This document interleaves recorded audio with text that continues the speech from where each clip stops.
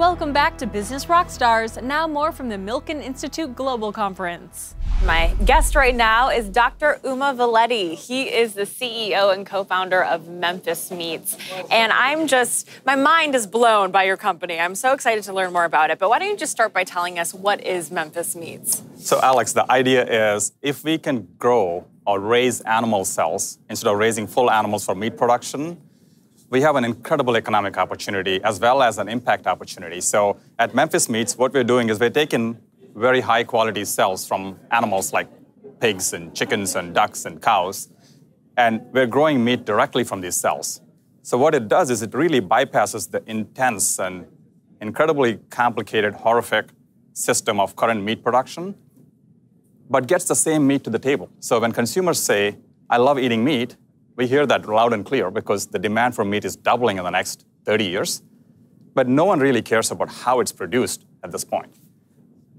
And our idea is, what if we really keep the product the same, but get it through a process where people will see it's produced in a clean environment with great nutrition and tastes delicious.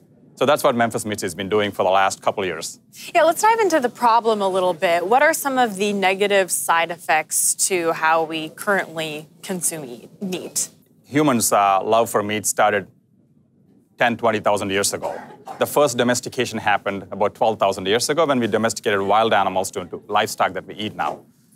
But that process really hasn't changed in the last 10,000 years, except in the last 100 years where it got really worse, when we started doing factory farming, where we have 70 billion animals annually that are in intense crowded conditions. And they're raised in a way where it's not what you want to see for food production. So that causes horrific animal welfare problems. And most importantly for humans, lots of health risks associated with meat production. And why specifically is meat unhealthy? According to the CDC, the number one cause of food poisoning related deaths is from meat and poultry contamination with bacteria. And I think we have an incredible opportunity there because what we're doing is we're detaching meat production from slaughter.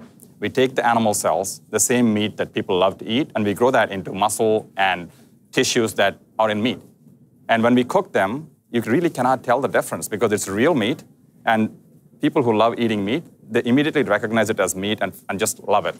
And we're also different from conventional meat production in a few different ways. Like number one, we have to grow these cells for about 4 to 6 weeks before they become high-quality meat tissue, compared to 18 to 24 months when an animal is raised, not even counting the 9 months of pregnancy, and it's slaughtered. It's a much more efficient process. Number two, we use about 1/10 of the land or water for meat production when we're at scale. And lastly, I think we kind of bypass this whole animal welfare issues that nobody really wants to really deal with. Right. So many advantages. And like you said, it's real meat, which is the mind-blowing part of it all. So is Memphis Meats the first of its kind? Did you develop this technology? Did it already exist? Yeah, so this has been fascinating, us for the last, I'd say, almost, 100 years. 1932 is when Winston Churchill said, it doesn't make any sense to raise a full chicken and then slaughter it and take little pieces of it and eat it. And he said, why don't we just grow the chicken breast that we love to eat?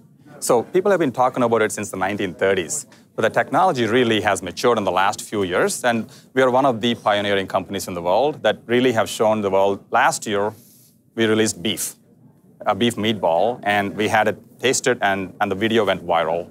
And just last month in San Francisco, for the first time ever in the world, we released poultry, and we did chicken and duck.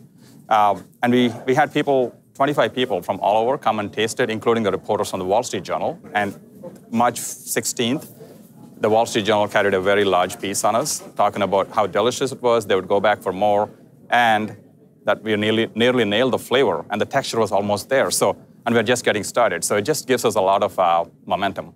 Yeah, I think that's the big question I would have is, okay, it's real meat, but does it taste the same as what we're used to? And you're saying that the feedback you're getting is, yes, it does. Yeah, we've done about 30 or so tests so far. And every single time we do it, number one, people immediately recognize it as meat. It kind of fires off some neurons in their mind of, well, this is meat. This is what I grew up eating. And number two, we continue to keep getting better. We continue to keep adding more flavors. We identify the cells that are the best and make the cut for the right taste and the texture.